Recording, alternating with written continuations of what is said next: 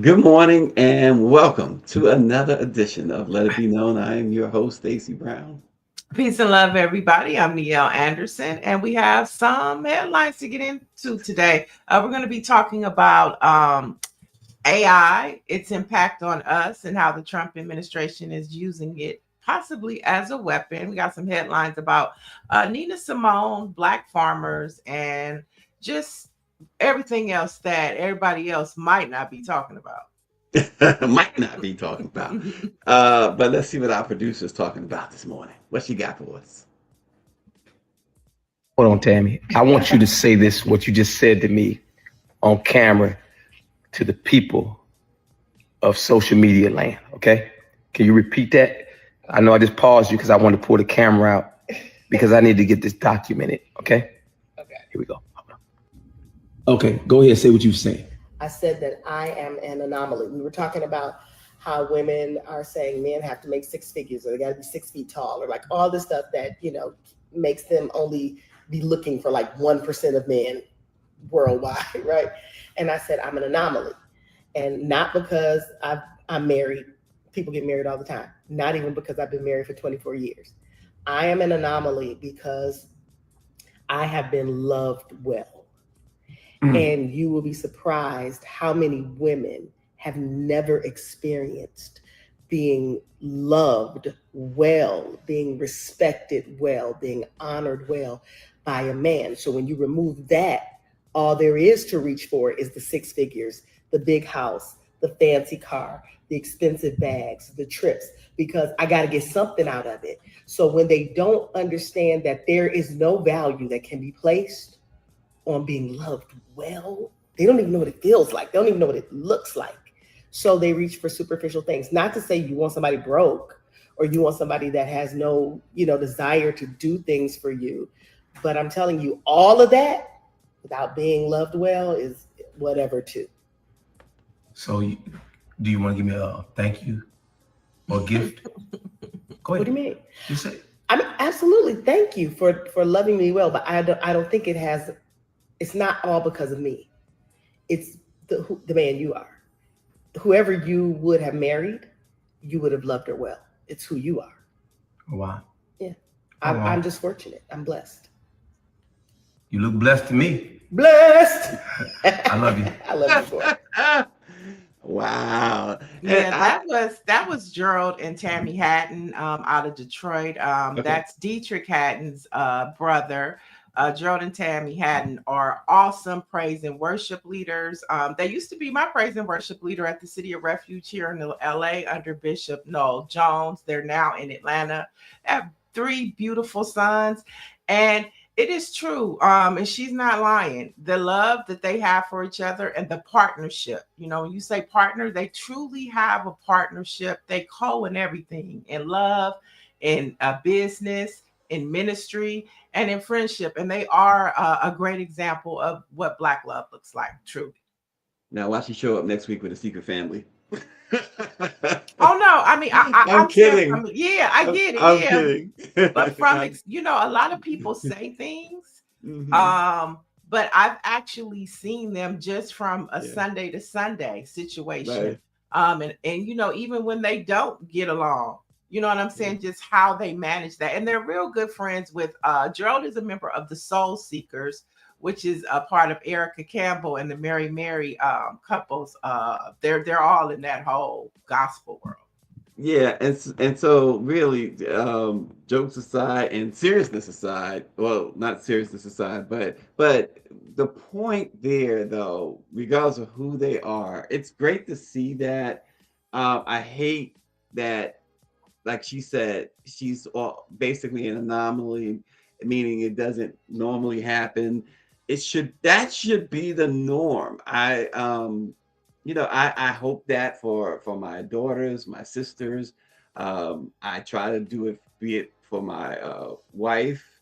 Um, you want that, and we talk about black love all the time, and that's what you want to see in everybody. You want the wife to be able to say that with all sincerity, and it was no question. She was extremely sincere, and she meant every word that she said, and you want to see that.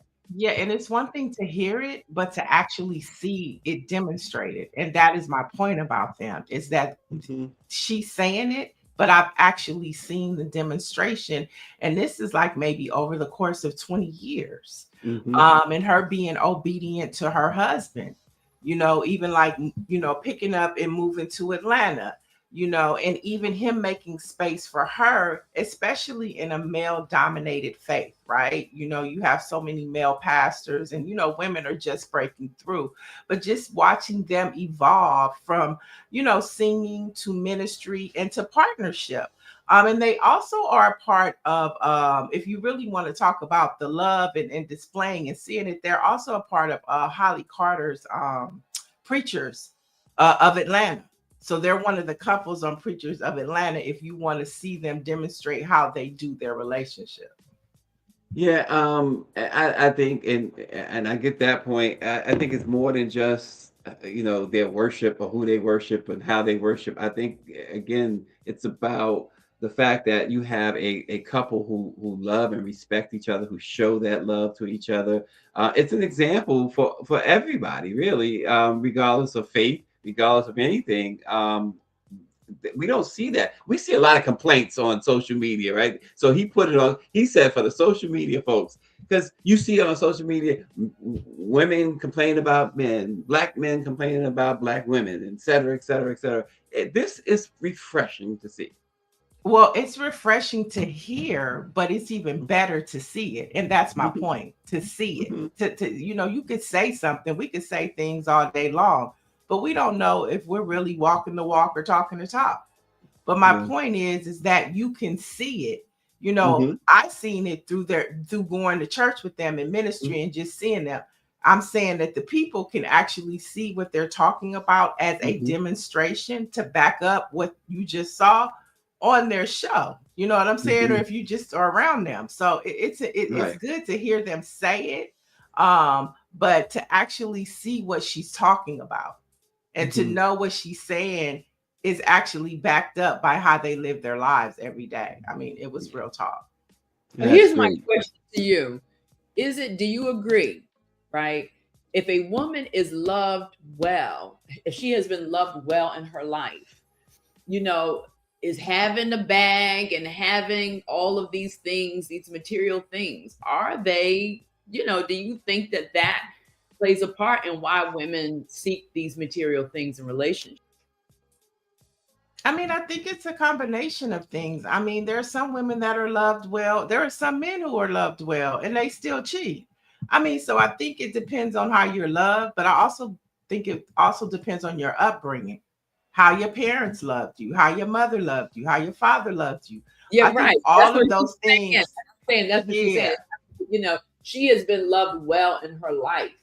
And so, when you have been loved well, those things just don't, you know, they don't become so important for you, right? hmm And Yeah, then, those and then material things. Tammy, yeah, I mean, and they have a good life too. I mean, I think it also depends because, she was like, the struggle. You can have all the love in the world, but sometimes the struggle may outweigh the love. So I think it's a combination of a lot of things, and they have a good life. They have the Well, finances to back you. But if you take away the finances, it could be a totally different situation and you still could have love. right. The love. People say you can't live on love, but the love does help when the struggle comes. It helps a whole lot if it's Uh-huh. true love, and it's love like what she's describing there, being loved well. So yeah, I think it does outweigh. It does help big time the struggle if there's a struggle to be had, and everybody has a struggle. Whether it doesn't have to be financially, it could be any other way. Right. So, And if you want to really like expound on this more, they also had a conversation with the Bryants, Jamal and his wife. And they really went into a deeper conversation about the clip that we just showed. Just, I don't even think they were giving advice to couples that, might be, just together or getting through marriage. But it was just, some insight, just like that conversation right there about, relationship and finding your person, your partner, and even how we get away from the term marriage, right? Husband, wife, now it's partner, because that brings a whole different psyche to the relationship, right? Your husband and wife, but this is also my partner who I yeah, just don't love, but I go through life with in all scenarios and situations. interesting stuff, folks. Interesting way, good way to start the morning, isn't What do you think about it? the term partner, Stacy? Listen. I'm old school. It's husband and wife. Partners doesn't suggest marriage to me, and so I'm old school. I husband wife. No partner for you, huh? No, no. Partner doesn't suggest.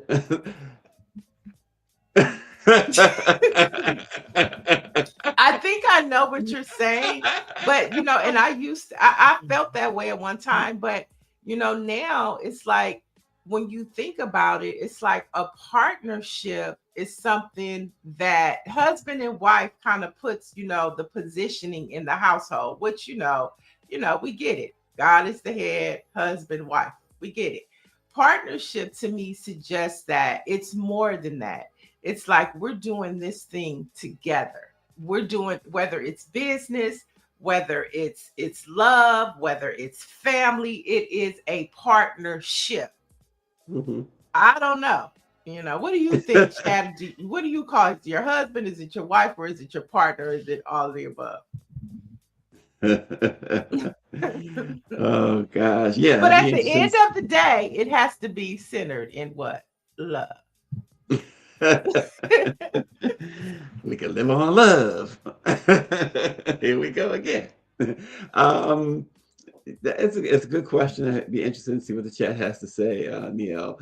Also, this morning, as RNG immediately logs in this morning and talks about the hater in chief that sits at 1600 Pennsylvania Avenue.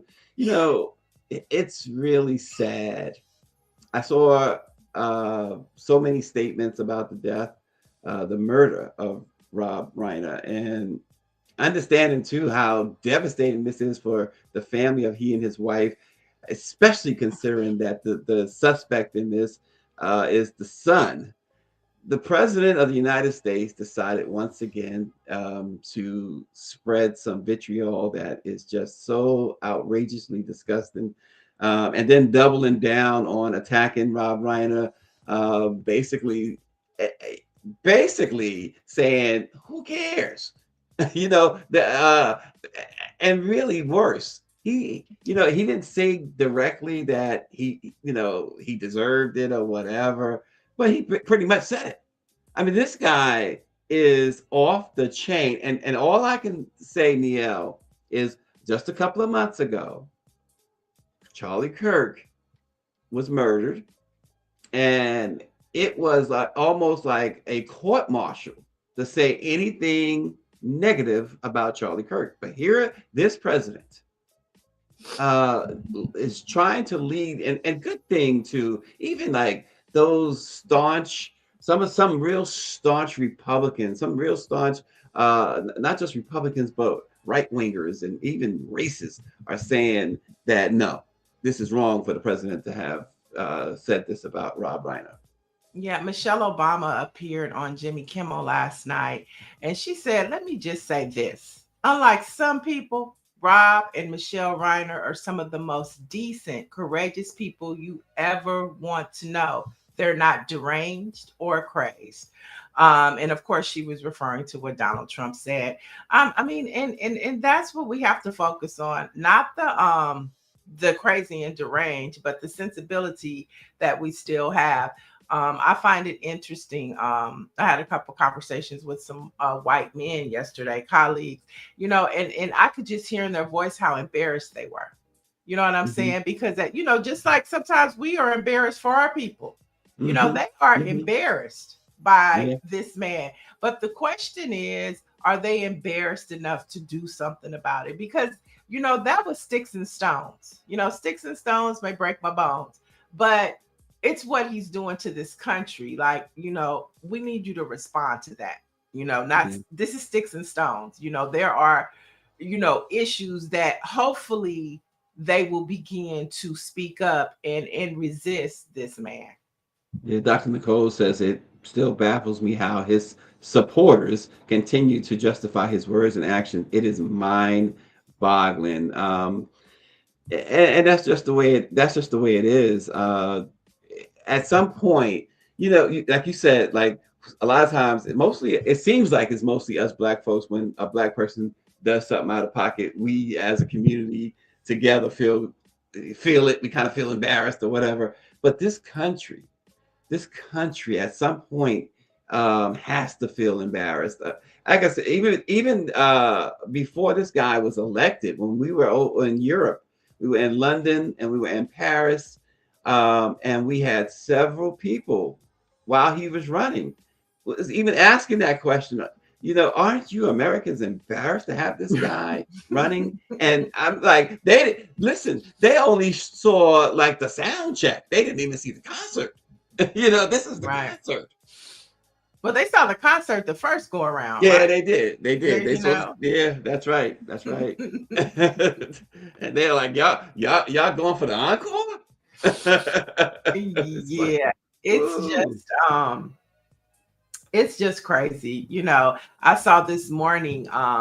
It's we're going to talk about AI a little later, but it's really scary how they are beginning to push stuff on social media on our face. When I looked at my phone this morning, all I saw was this Vanity Fair article of Trump's inner circle. I don't know if it was going all up and down your timeline, but it was from Vanity Fair. And it's these very provocative, pictures. It looks like the White House. It just looks like it stinks to me. Like it smells real sour, right? That's what it looks like to me. And these very, distinct, defined pictures of Stephen Miller and the chief of staff and JD Vance, and and I don't know if they're very provocative about it, but this is what the world is seeing. And just as they are mind boggled by what is happening in this country, just imagine how Black folks feel. I ain't talking about no other race, but how we feel. This is like terror. Like the KKK is running the country. Listen, I never watched the show NCIS before. And last night I caught an episode of NCIS, and guess who was on it? George W. Bush. Oh. And I never knew that he actually appeared on that show. And he as the president, and he was on Air Force One, and then it was really interesting. I'm thinking, wow, it's a shame when you think back that those were the better days. Well, look, don't let Trump see that, because he'll be calling the president of CBS telling about, I want to be on that show next. Okay, make space for me. But it's crazy. I never watched that show. I was so surprised when I saw President Bush with a speaking role, not just just a wave or whatever, a speaking role at the beginning, and then at the end he had a speaking role. I was like, okay. Yeah. Wow. Folks, of the many civil rights related cases brought before the U.S. Supreme Court this year, Louisiana versus Callis has the potential to completely disenfranchise Black and brown voters right before the 2026 midterm elections. It is an effort that had been born from MAGA Republicans and Trump's ongoing redistricting movement. Stacey Abrams, in an interview with The Root, talked about how vital this Supreme Court case is. She says that this decision could undo decades of hard-won progress on civil rights for our communities, and the consequences are clear. Hundreds of seats erased, millions of voices silenced, and virtually no democratic path to reverse the authoritarian path our country is on. This case specifically focuses on Section 2 of the Voting Rights Act, which is the central safeguard against racially discriminatory redistricting. And Stacey Abrams' group reported that the consequences would certainly be grave if the High Court guts this historic section, including the potential to set black folks back all the way to the dark days after Reconstruction. So, this targets black voting districts in Louisiana and elsewhere. Well, definitely fair fight action is all over this, as well as Black Voters Matter. And then what they're saying is that this Supreme Court ruling could let Republicans redraw maps to eliminate, check this out, 191 state legislative districts currently being held by Democrats in the South. And of course, that includes Louisiana, in other southern states. And so that's what I'm saying. As we talk about the sticks and stones, this is really the meat and potatoes. And this is really what we need to be paying attention to as we talk about and as we're uplifting the work that Black legislators do across this country. This right here can really, gut the work that they're doing. And so we have to pay attention to this and not just pay attention to what's happening in these congressional races. They're also going after the state seats as well. They told you they were going to do it. They like I said, some of these folks had to have been born, came out their mom's womb with the KKK hood on. They had to. It's as simple as that. Goodness grief. Good morning, Sandra Brown Jones. Destined forever, Sandra. Stephanie Humphries. They're not embarrassed enough to do. She says they're not embarrassed enough to do anything. It is mind-boggling. Talking about Trump supporters. It's just the way it is. It's Marjorie Taylor Greene seems to be. So we'll see how that lasts. Not Stacey Abrams. Our girl, Jasmine Crockett has apparently reached out to her and has seen where she sits. Wants to know if is she serious? And if so, they could talk. In the words of Master P, is she about it? Is she about it? Well, we'll see. Stacey, Jasmine, she wants to find out, Niele, if she about it. So we'll see. Georgetown University Center for Youth Justice is joining Prince George's County, Maryland's Legislative Black Caucus and the Maryland Department of Juvenile Services in their efforts to honor the 200 plus Black lives buried in a recently discovered abandoned grave site. The Forgotten Children Initiative says it is committed to honoring the memory of incarcerated youth buried in abandoned and lost burial grounds throughout the United States. The Maryland Department of Juvenile Services rediscovered the burial sites of 230 Black children who died while confined to the House of Reformation and Instruction for Colored Children, which was a segregated state-run juvenile detention in Prince George's County. They found more than 230 boys died between 1870 and 1939, and they just discarded them. Discarded the bodies. Yeah, we talked about this. I think it's a story out of New York. The same story last week, similar. This happened all across our country. I think in Central Park in New York, burial ground. When you look at Washington, D.C., Black people souls have been disregarded across the United States of America. And it's so important that we uplift these types of stories just so that, just for humanity purposes, their lives matter. That's why we say Black Lives Matter, because of examples like this. This is why we say it. And so it's not saying that nobody else's lives matter. It's that Black lives matter. And too many times in this country, Black lives have been disregarded by racist white folks. That's of course, that's a good point, because that has, just like everything else, just like the phrase woke, they've turned that to be such a negative thing. And during the height of the Black Lives Matter movement, folks intentionally, just like with Colin Kaepernick, they intentionally claimed that he was protesting the military, which he was not. Black Lives Matter, the slogan was not, it was no statement on white folks. It was no statement on anybody else. It was simply a statement that, as you just put it, hey, we matter too. Our lives matter too. And folks they got in their racist feelings.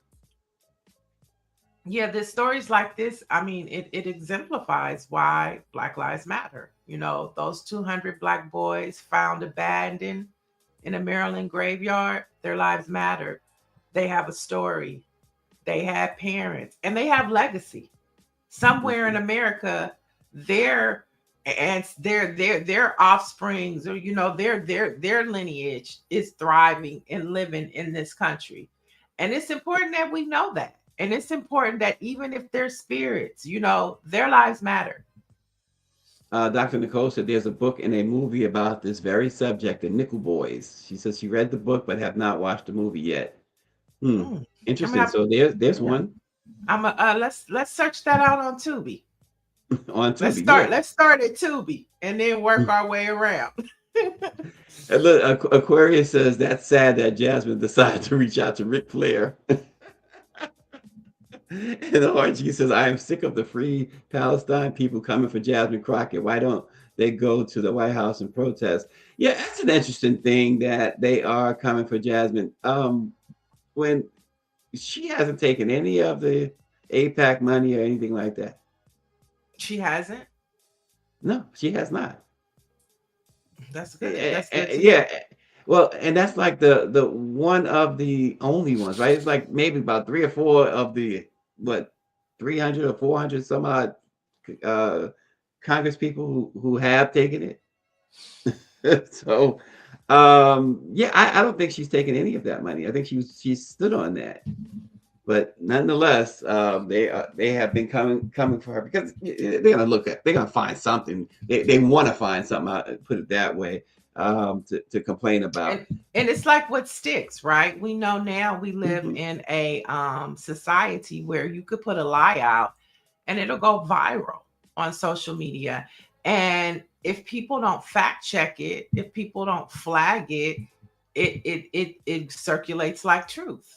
And so we just have to be very careful as to what we put out, because it could just be, if it goes around long enough and if it's passed around long enough, right, people will begin to believe it.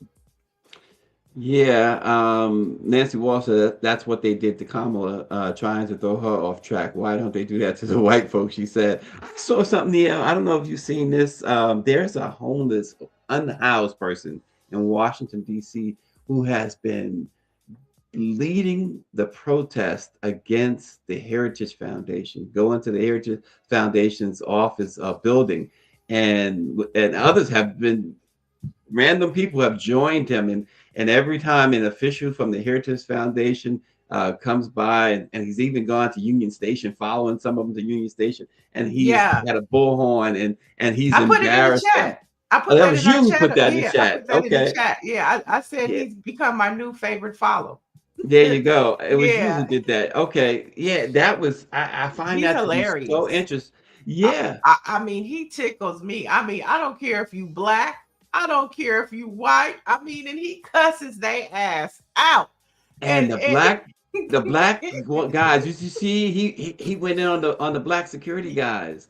Yeah, and the black man that was walking into the Heritage building, I was like, okay, this is what I'm talking about. He said, "You all right working for the Klan, for the Ku Klux Klan?" and really, he was just doing his job. Okay, his detail might be in front of the African American Museum one day. You know, he's just doing his job. But at the same time, it was the black man that was going into the building that he shredded too, rightfully so. Yeah, right. He shredded him to pieces, didn't he? Oh man! And then there was this one white woman who didn't. She's walking. She didn't know how to handle. She was mortified. Just kept walking straight. You know, that's what you call a white ally. That he was not playing, and so He, he's exercising his freedom of speech. I'd invite him to my cookout. I would Uh-oh. give him a rib plate. Yeah, he deserves it. The way you guys have to see it. Maybe tomorrow, Greer can play one of his clips, but it's in our chat, Greer.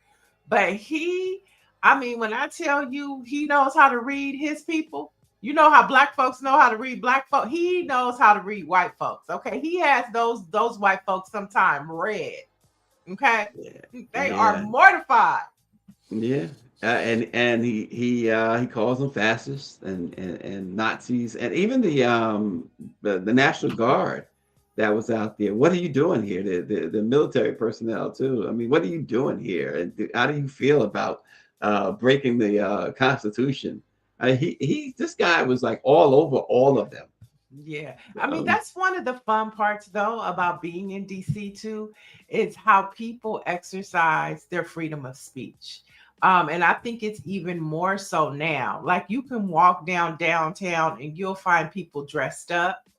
You'll find protests happening just randomly on a Tuesday at 11 a.m. You know, as you're walking through DC, they have the Donald Trump air balloons, Orange mhm. 45.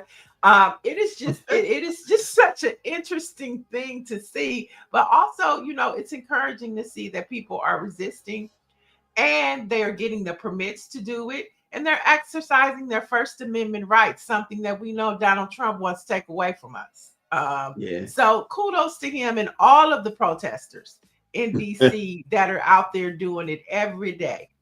Yeah, Orange 45, you said. What did you say? Orange 45. Oh, he's Um, 47 now. Is he 47 now? Yeah, he's now he's 47 now. 47. Yeah. Hmm. Well, I mean, Orange you got it right. 47. 45, 47. There you 47. go. Hmm. All right, folks. While Nina Simone's legacy continues to echo through her music, the African American Cultural Heritage Action Fund is preserving the physical space that helped shape the iconic singer's life and artistry, her childhood home. Built in the early 1900s, the three-bedroom, 650 square foot home is where Nina lived with her mother, father, and 8 siblings between 1933 in 1937. It was long abandoned and at risk of demolition, but it was saved when a collective of Black artists, including Rashid Johnson, Adam Pendleton, Ellen Gallagher, and Julie Moretto, purchased the home. It's not yet open, but the Action Fund anticipates welcoming visitors in 2027. So they are preserving the home, the childhood home of Nina Simone. Oh, that looks like a nice visit. It makes me want to have a glass of sweet tea and sit in a rocking chair for a minute. You It's a know, lemonade. put on some Nina Simone in the background, and just think. When I see places like that and I'm in spaces like that, I look at the trees and think about how old they are, and what ancestors walked this path.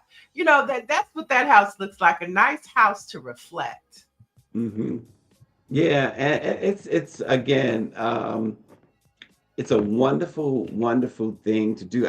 Because a few weeks ago we talked about them maintaining those plantations and slave quarters, and I'm like, it was It was Emmett Emmett Till's Till's, barn, the barn yeah, Emmett Till was murdered in. and I'm like, but this is something I can get with Niele.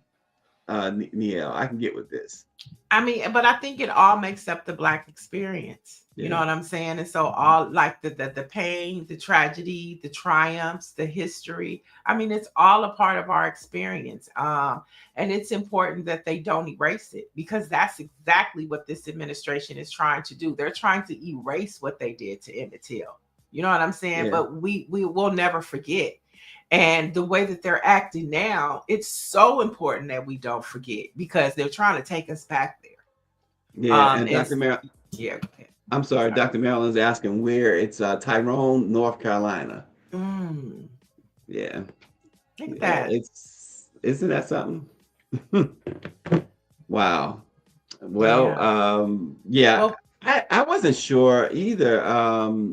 MB 8905. Oh yeah, I know who you are. I says I didn't know where she was from. I didn't know either. It really, to be honest with you, until this story. Mm. So Well, there you have it. What somebody yeah. he says, what a talent. And Dr. Marilyn says, thank you, Stacy. Anytime uh, for Dr. Marilyn. Anytime. right. And more headlines. Let's head to where I'm at, Los Angeles, where Mayor Karen Bass has formally begun her campaign for re-election. Now, Black leadership showed up, from the unions to Black church leadership, and all in between, as Bass promised to make the city safer, more affordable, while positioning herself as a candidate who will take on the Trump administration. However, we know she still faces the shadow of the unprecedented wildfires at the top of the year and a high unhoused problem. And so, and we don't know if, big money man Rick Caruso is going to jump into Yeah. the campaign as well. And I think he's either looking at this seat, the mayor's race, or the governor's race.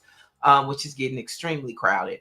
But nevertheless, Karen Bass is back into play. And of course, she has the support of, the LA Sentinel, which is a member of the Black Press.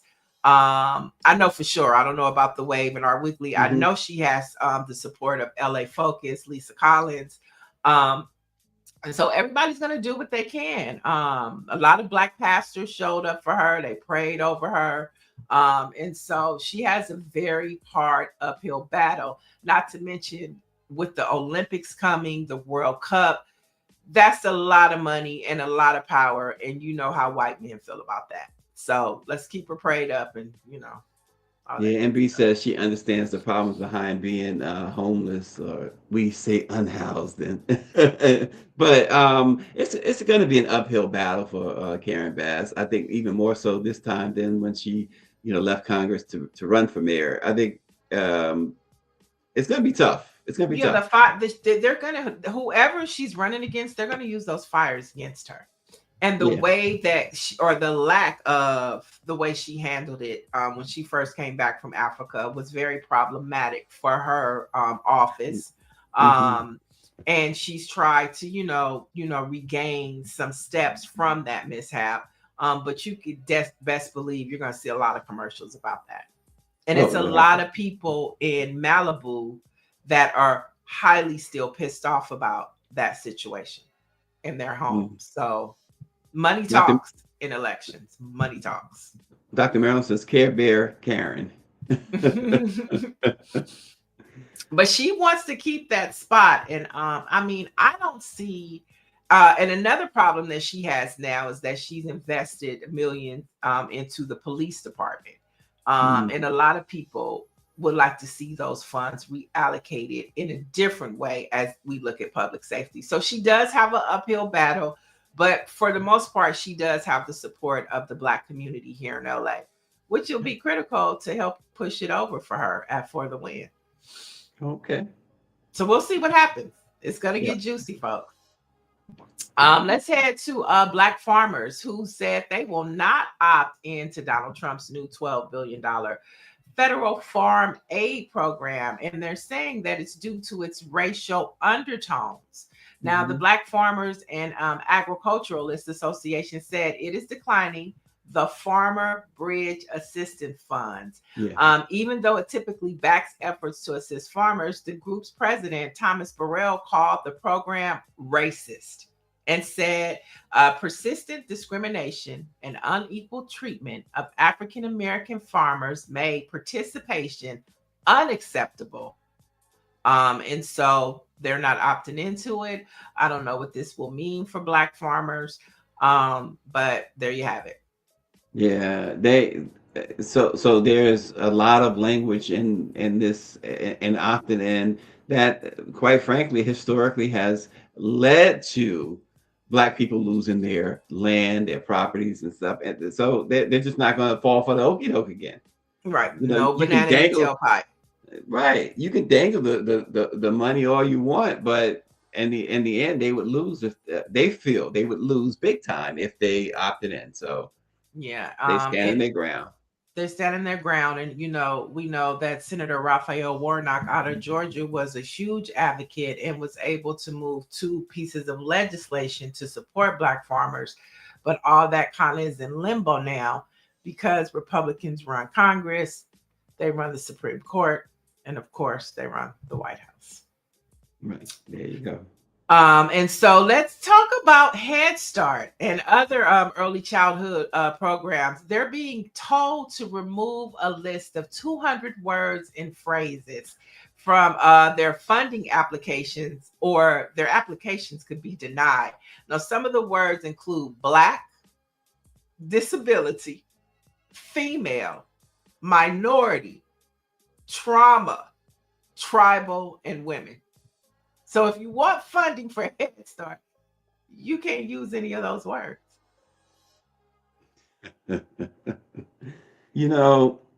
Again, it's just another reason why it's what we do here, regardless of the detractors, regardless of the racists, regardless of the insane. It's so important. Black owned media needs to really, everybody in Black owned media, I don't know what has been stopping Black owned media from coming together, because this erasure is real.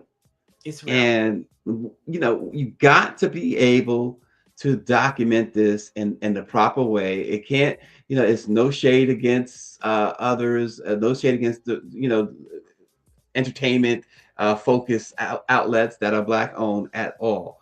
But we have to, the dancing and shucking and jiving and stuff, we got to be serious. We got to be serious. And unfortunately, I don't think we have enough folks who are in media, enough Black folks who are in media, who have that desire to come together, who have that real will to come together, understanding that it's life or death. And it's just so unfortunate. It really is so unfortunate. Yeah. To sit and watch this thing burn the way it's burning. And we have the tools, Niele, to put the fire out for us. But because of not acting, because of being selfish, among so many other things I can name, we're sitting here, watching this stuff burn down. We have the power to do something about it collectively. This is why I'm so critical. And I know you said, and I don't doubt what you're saying, what you have said about this, but I'm so critical of Black billionaires and those with the wherewithal to say, hey, yeah, I give here, but we need to make sure that our media is taken care of. We need to make sure that they are still able to, because when push came to shove back, during the civil rights era, all those cats, King and all of them, Abernathy, you name it, Malcolm, they all turned to the Black press and Black owned media. They all made sure that they stayed strengthened because they knew how important that was. From 1827, in slavery, when those 2 brave Black men started Freedom's Journal, there was this rallying cry behind that. And you know how dangerous it was to rally behind it then. Mm-hmm. That's my spiel right now. Yeah. And yeah, I mean, what you're saying is 100% true. But I mean, true, we're also a community of faith. And if you do the work, God will make a way. He will. And I'm a firm believer of that. So yeah, I mean, are we our brother's keepers? We need to be. Yeah. But I believe that if your intent is right, your heart is right, and you do the work, and you make, they say luck is what happens when preparation meets opportunity. And so as long as we keep showing up and we keep doing the work, things will happen. I mean, and you have to believe that, and it might not be a billionaire, a black billionaire. Right, It right. might be, a Mackenzie Scott. You know what I'm Mm-hmm. saying? But Mm-hmm. you just have to keep doing the work, and you have to keep putting the call out like you just did. You have to keep, what you're saying is so important, because a lot of times people don't know. People just assume that you're going to be here every day bringing the news. They just Mm-hmm. assume that you're going to keep. They don't really know what's happening. So it's important that you say that, but it's also important that we stay encouraged to know that we're doing the good work. We're doing the Yeah. legacy work. We're doing the Ida B. Wells work. We're doing the Mm-hmm. Frederick Douglass work. We're doing the Freedom Journals work. We're doing the work. And so that's just as important as well. But it's also important for you to just keep reminding folks how important it is that they support Black media. Yeah, Patricia Jackson says it's too many with that "I got mine" syndrome, and I believe that wholeheartedly. I've always said that, Patricia. I've always noted that it's too Yeah. much of that. Yeah. Yeah, and So, we have tended to, and I remember growing up, we tended to criticize or joke about uh, Latinos and other cultures that would come uh, to New York to America, and it'd be 20 of them in the house, living in the house because they were looking out. They were looking out for each other. It was like pooling their resources, and then next thing you know, those 20, probably 10 of them got their own houses eventually. They got their own businesses eventually. mhm, Because they helped each other out. They were able to sustain by coming together, being a little uncomfortable at first for a little while, and then bang, they prospered. yeah, yeah. I mean, if you build something that the people need and want, they're gonna come. And so true too, like we just have to keep building a space that people will come to because they know that the truth is here. Mm-hmm. And so that's what we'll continue to do. And one of those ways that we're going to have to figure out how to do it is through AI or with Mm-hmm. AI as well. And so there are some things that are happening under the AI umbrella that is very critical, that we should be paying attention to. And starting off with that is the Trump administration has just unveiled a new initiative called U.S. Tech Force. Now, the admin is looking for 1,000 engineers and other specialists who will work on artificial intelligence infrastructure and other technology projects throughout the federal government. Now, the participants will commit to a 2-year employment program working with teams that report directly to agency leaders in collaboration with leading technology companies. And this is according to the Trump admin's website. Now, the private sector partners include Amazon, Apple, Google, Microsoft, OpenAI, Oracle, and others. And the initiative was announced 4 days after Trump signed an executive order aimed at establishing a national AI policy framework and banning states from crafting their own regulations. Why is this story important? Because number one, if the Trump admin is picking the 1,000 engineers and other specialists, they're not going to be people of color. We know that. And we know that AI, whoever is building it, it could be built on biased information. So it's even the people that are creating these programs, it's how they perceive minorities and people of color. Okay.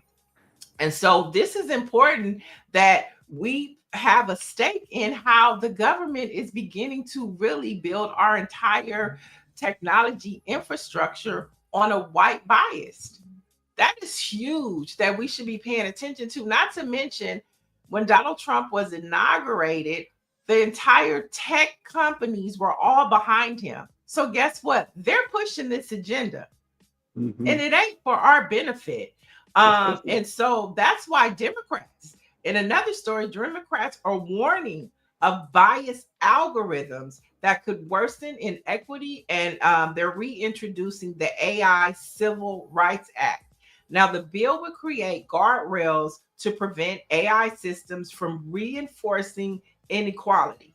Now, cited research shows that the risk is real, from biased resume screening tools to systems that treat Black perceived names differently, especially names perceived as Black women, creating significant disparities in opportunity. And so when you think about what the administration just announced, right? They're getting 1,000 probably white male dominated folks to build these systems, right? Then they're telling the states that y'all can't do no regulating. This is federal. You can't have anything. They are setting us up for the big fall. And this also goes to what you were talking about, Stacy, because it's all interrelated, you know, with media, how we're using AI, who's creating the AI to help create these stories. This is setting us up, folks. And if we don't pay attention, and all of this stuff can be fixed, rectified, or safeguarded if how we look at what we do in 2026 with the midterms from a state and federal level. It's all connected. Yeah. Mike V says the civil rights of Black people will be violated when law enforcement start using criminal data to police Black people, considering stop and frisk was illegal in New York. Dr. David Childs says, I like that you, Niele, said that AI can be built on misinformation. It truly can. It And truly can. biased information. Biased information. Yep. And MB says states need to regulate AI. They do. And going back just a moment, RNG, there's a comment I did want to raise up among others, but this one I'll raise up. He says, keep it real. It's talking about the Latinos and others that I mentioned. He says a lot of them make good money off the Black community. They open up corner stores in Black neighborhoods and they don't reinvest into our communities. They keep all of their money. And that's a problem. Absolutely. That is a problem. But to your point now with the AI, that misinformation part. And this is what that entity, that clan, they're feeding them that misinformation, and it goes back. Our reporting, our story is so important that we tell it, because soon it would be like foreign to everybody. Our story would be so foreign. Yeah. And that's the difference of telling this story of AI, how it's supposed to revolutionize us.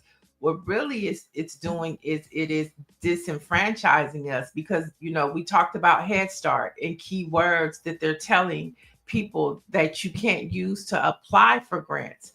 But what they're doing, folks, is they're creating a government infrastructure through the Department of Education, through HUD, through every branch in our government.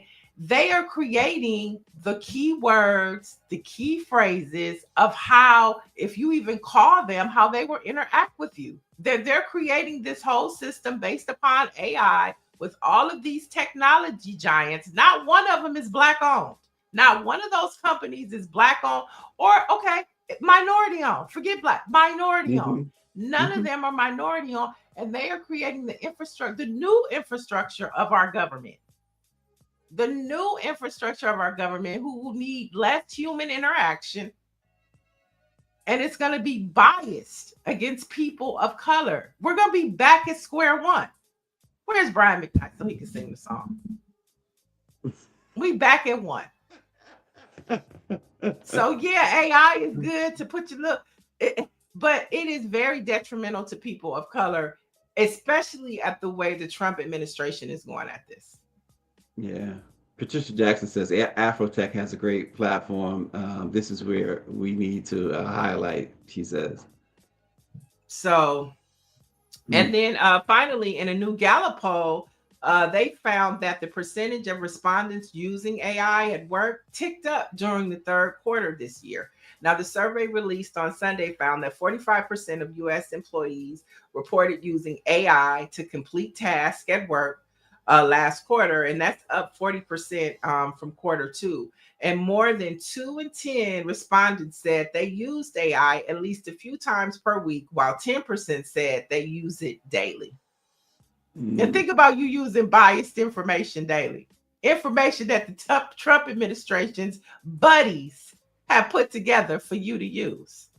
And so I would encourage everybody too to go read Onyx Impact, the Blackout, because we think of AI as like this fun, new, innovative tool.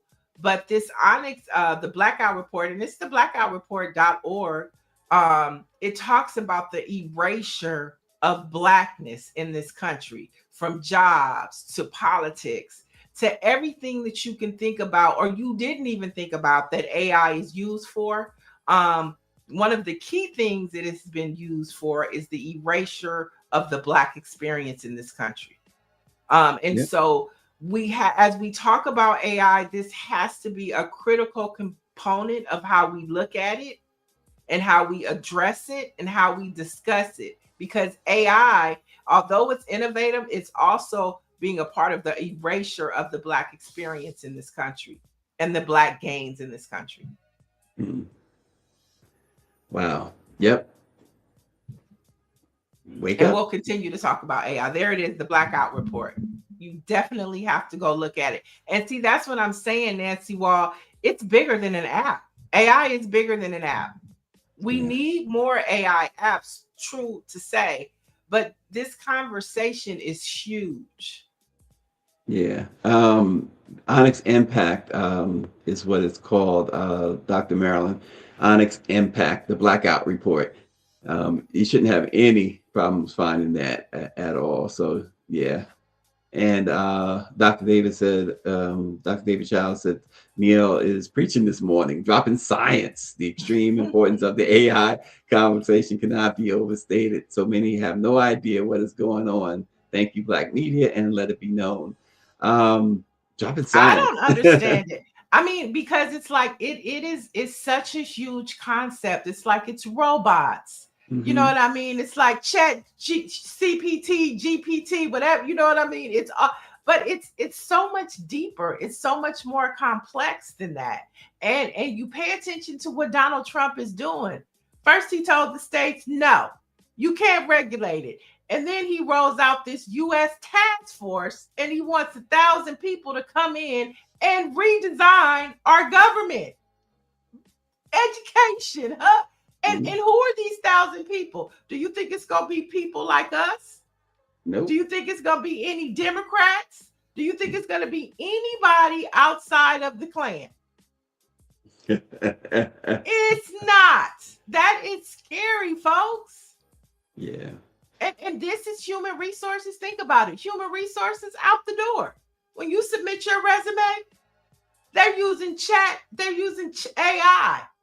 And if your name is Shaquita, Bonisha, Loisha, guess what? I mean, this is where we're going, folks. Terrible. Michelle Madison said, "You're right on, Niele. Niele is right on. She's taking it back to good times. Right on. Remember the audience used to say, right on. Show enough."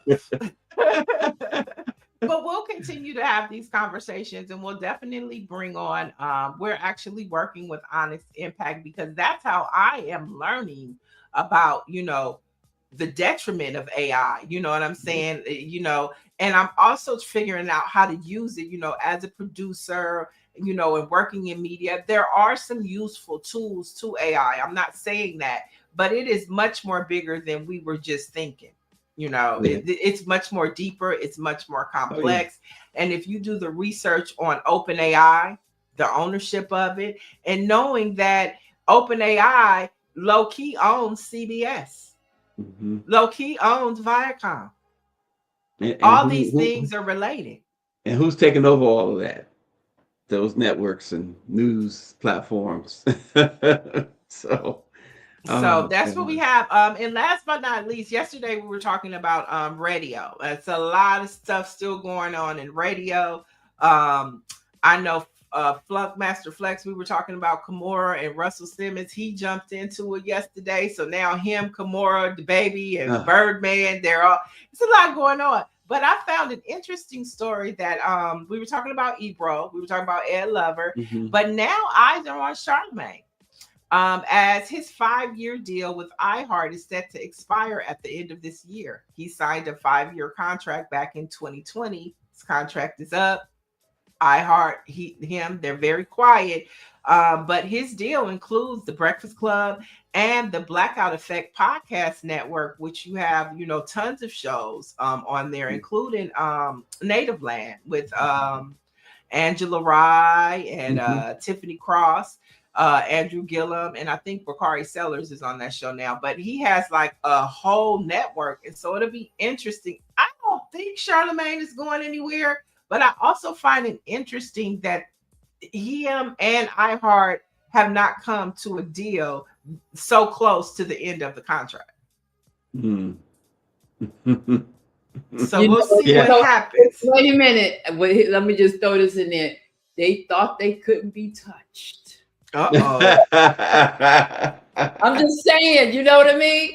I'm saying they thought they couldn't be touched. They think it's only just Black-owned media. Yeah. You know what I mean? Ebro talked about, now we hear about all of this tension in the background and not capitulating and blah, blah, blah, blah, blah. I mean, he's been he has been woven into the fabric of Hot 97 forever. With his role there led to the Apple deal and all of the other things. And so consider Charlemagne and what he was able to build out of the Hot 97, coming out of Hot 97, Wendy Williams, all of the things, baby. Listen, old girl might have made the right decision. 2 years ago now? She been doing her Angela. Well, no, it was Angela Yee. You talking about Angela Yee? Yes. I mean, going and doing her own thing. So, I don't know what kind of situation that is, but my point is, these in the words of Dame Dash, you don't own this. You don't own it. Okay. You can't give it to your son. You know what I mean? Hey, I would not be surprised if the goal is to shut us all down. I mean, just think about the influence that Charlemagne and the Breakfast Club have. Yeah. Right. I mean, come on. And that's why it's so bizarre. Here we are sitting at the second half of the month, close 2 weeks away from the end of the month when his contract expires, and there's been no deal.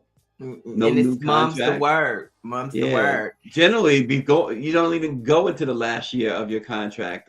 It's it's either understood that you're leaving or you have re-signed, and neither has been made public yet, or neither has happened yet, as far as we know. With Charlemagne, they haven't told him he's out, and they haven't re-signed him, so made him feel comfortable either. And it's interesting because a video is surfacing from September where he participated in the Axios panel, and the journalist asked him about it, and he was stunned that she even knew. And he was like, I'm not answering that question.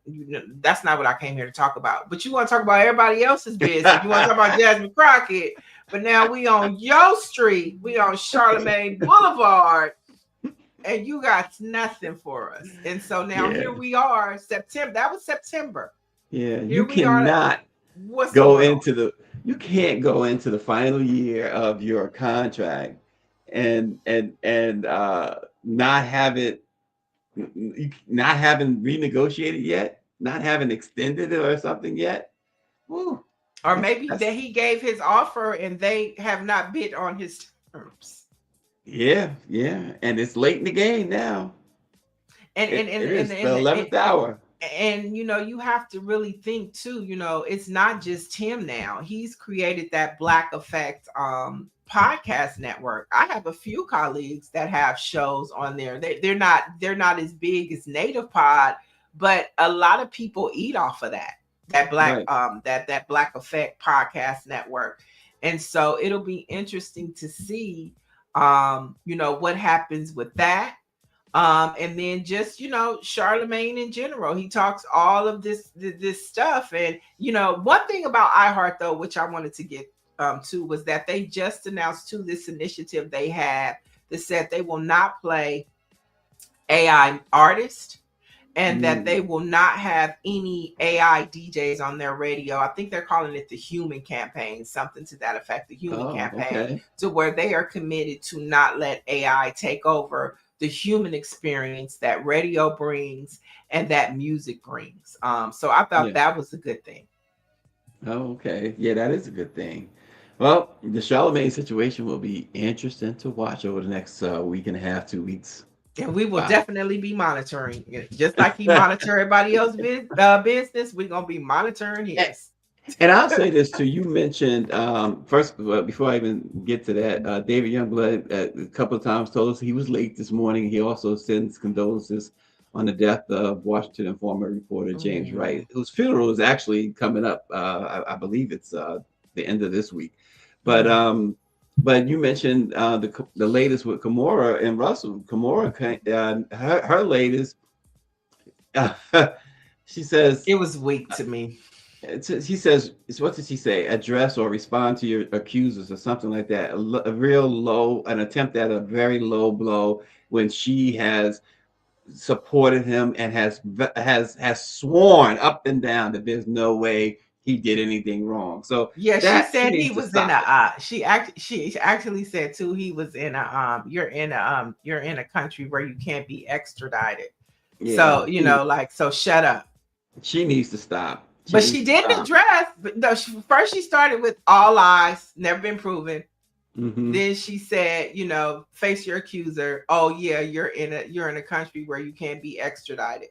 So I mean, but I think to me, like I think that Russell did the domino with his statement, and he don't even need to respond to her because he made it plain. That showed her. Yeah, that show who she really is to make that comment after all these years and all this time of sticking, but not, oh no, he's incapable. That's one of her words. He's incapable of doing something like that. So now all of a sudden, think about that. Like, you know, she's been supportive of him, and you have children with this man. Unless you are now coming forward and claiming that he, you know, violated you or something like that. Right. How do you do that to your children? Right. That shows you very classless individual. And she put in parentheses, my girls. Yeah. That's wrong. Well, I'll be asking, where the money at then? You know, what happened to the money? Like, since we doing this, you gonna do me like this? And then it goes back to where we started the show with your video. Was Kimora properly loved by Russell? Well, no, but what I got from that statement though, just we going back, is that being loved well before you even get in, you know what I'm saying? You know, it's like, you know, just to put it in context with Stacy, for instance, he's got daughters, mostly daughters, right? And if he, you know, he told me ain't no dating. They can even get married. You know what I'm saying? No, I didn't necessarily say that, but I mean, no, ain't nobody coming up in here. He's guarding his daughters. He's loving them well, so that when they go out into the world and find a man, you know, that's how it is, right? You know, you look for, you know, my father was offended. You know, if I didn't bring somebody that was coming with the same level of love that he had. So, you know, but all that said, yeah, that becomes a question. I think Kimora needs to chill. She does. She does. And then she posted. Go ahead. If she's dragging her children into this, shame on her. She did. She said, she put in parentheses, my girls, which lets you know that she's probably the reason why he doesn't have a healthy relationship with his daughters right now. But that's emphasize quotations, my girls. Right. But I disagree. They playing the game, you know, talking about catfish. She's playing the game. And if I was Russell, like, I agree with you, I wouldn't say nothing. You know what I mean? I wouldn't say anything. And know, these are grown women now. These are not little, you know, kids. But like Yeah. he said there are two sides. He ended with there are two sides to every story. And I think he laid out his case. He doesn't have to respond. And then she even furthers it by posting a picture with Kim Porter yesterday, basically saying, I'm checking all these dudes for us down here. Girl, you all over the place. Then she gonna play on people's emotion because you know how we look out. You know how we feel about the Kim situation. Okay, all right. Yeah, she's doing a lot. Kamora's She's doing doing a too lot. much. Yeah, just sit down. Yeah, sit down. She deserves a donkey of the day. Solomon, give her the donkey of the day. All right, some Black history facts. On this date in the year 2000, seems like so long ago, President George W. Bush, I mentioned him earlier, didn't I? Nominated Colin Powell as his Secretary of State. Colin was the highest ranked African American in the U.S. government at the time. Prior to setting that milestone, Colin Powell had been appointed National Security Advisor by Ronald Reagan in 1987, making him the first Black American to hold that position. In 1989, he became the chairman of the Joint Chiefs of Staff for George H.W. Bush. He continued to serve in the position when Clinton took office, and then when he stepped down as Secretary of State in 2004, guess what? Condoleezza Rice was nominated and appointed to replace him. So there you go. Black leadership in the Republican Party. See, once upon a time, it did exist, y'all. It did exist. But let's fast forward to the year of 2021. He was forgotten, but he will be cemented in history as Richard Pryor's Live in Concert was added to the National Film Registry in 2021. Now, the film was actually filmed in 1979, called Richard Pryor Live in Concert. So it was added to the Library of Congress of National Film and Registry on this date, recognizing its cultural, historical, and beautiful significance. Wow, Richard Pryor, the greatest to ever do it. Yeah, the truth teller. You know, the only person that can make fun of setting himself on fire, do the truth and make it funny. Oh gosh, yeah, that was something else, right? To make fun of yourself. Woo, man, there he is, the one and only. The one and only. It's good to end on a funny note. Yeah, absolutely. Dr. Marilyn said he is from Peoria, Illinois. Folks, a little programming note starting on Monday. Please note that you'll only be able to get Let It Be Known on the Let It Be Known YouTube channel, not Black Press USA. So please go to your YouTube go to YouTube and go to Let It Be Known's YouTube to continue to hear and see the latest in Black focused news, and subscribe to Let It Be Known News and share a whole lot.